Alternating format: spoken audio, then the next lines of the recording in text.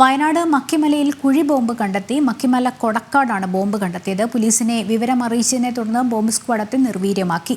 Arjun PS ചേരുന്നുണ്ട്. Arjun, Maoist സാന്നിധ്യമുണ്ടെന്ന് ഏതാണ്ട് സ്ഥിരീകരിച്ചൊരു മേഖലയാണ്. അവിടെ ഇപ്പോൾ കുഴിബോംബ് കണ്ടെത്തിയ സാഹചര്യം നിർവീര്യമാക്കിയെന്നറിയുന്നു. ഭീഷണി ഒഴിഞ്ഞു. ഇതുമായി ബന്ധപ്പെട്ട് പരിശോധനകൾ തുടരുന്നുണ്ടോ?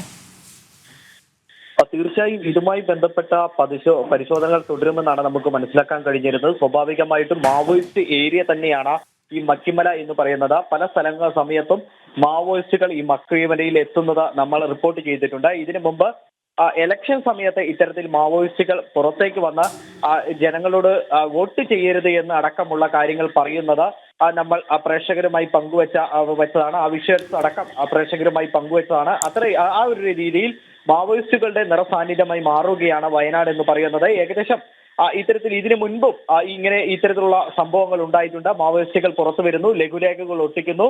ആ ഒരു സംഭവങ്ങളൊക്കെ ഇവിടെ റിപ്പോർട്ട് ചെയ്തിട്ടുണ്ട്. ഇത് ആദ്യമായാണ് ഇത്തരത്തിൽ കുഴിബോംബ് കണ്ടെത്തുന്നത്. വയനാട്ടിൽ നിന്നും ഇത്തരത്തിലൊരു കുഴിബോംബ് കണ്ടെത്തുന്നത്. അതും മക്കിമല എന്ന് പറയുന്ന പ്രദേശത്താണ്. കൊടക്കാട്, അതായത് മാവോയിസ്റ്റുകളുടെ സ്ഥിരം കേന്ദ്രമാണ് ഈ കൊടക്കാട് എന്ന് പറയുന്നത്. അത്തരത്തിലുള്ള ഒരു സ്ഥലത്താണ് ഇങ്ങനെ ഒരു കുഴിബോംബ് കണ്ടെത്തിയത്. നാട്ടുകാരൊക്കെ നടന്നു പോകുന്ന ഒരു ഇടത്തു കൂടിയാണ് ഇത്തരത്തിലൊരു കുഴിബോംബ് കണ്ടെത്തിയത് എന്നുള്ളതാണ് ഭീതി വളർത്തുന്ന ഒരു കാര്യമെന്ന് പറയുന്നത്. അത്തരത്തിൽ വലിയ അപകടമാണ് ഇങ്ങനെ ഒരു കുഴിബോംബ് കണ്ടെത്തിയതിലൂടെ ഒഴിവായത്. വാച്ചർമാർ പൊതുവെ ഇത്തരത്തിലുള്ള പരിശോധന നടത്താറുണ്ട്. എല്ലാ ദിവസവും പരിശോധന നടത്താറുണ്ട്. ഇങ്ങനെയുള്ള സ്ഥലങ്ങളിലെല്ലാം, മാവോയിസ്റ്റുകൾ സാന്നിധ്യമുള്ള സ്ഥലങ്ങളിലെല്ലാം പരിശോധന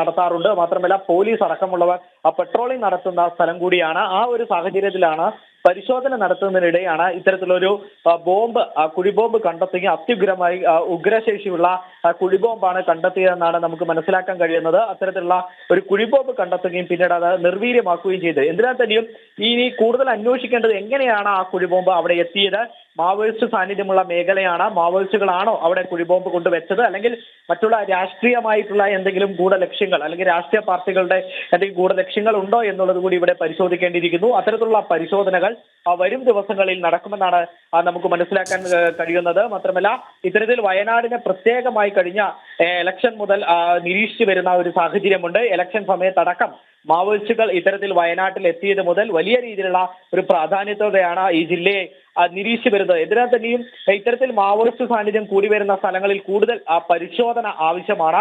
മിക്ക സമയങ്ങളിലും ഇത്തരത്തിൽ മാവോയിസ്റ്റുകൾ പുറത്തിറങ്ങുകയും ലഘുലേഖകൾ അടക്കം വിതരണം ചെയ്യുന്ന ഒരു സാഹചര്യം ഉണ്ടായി.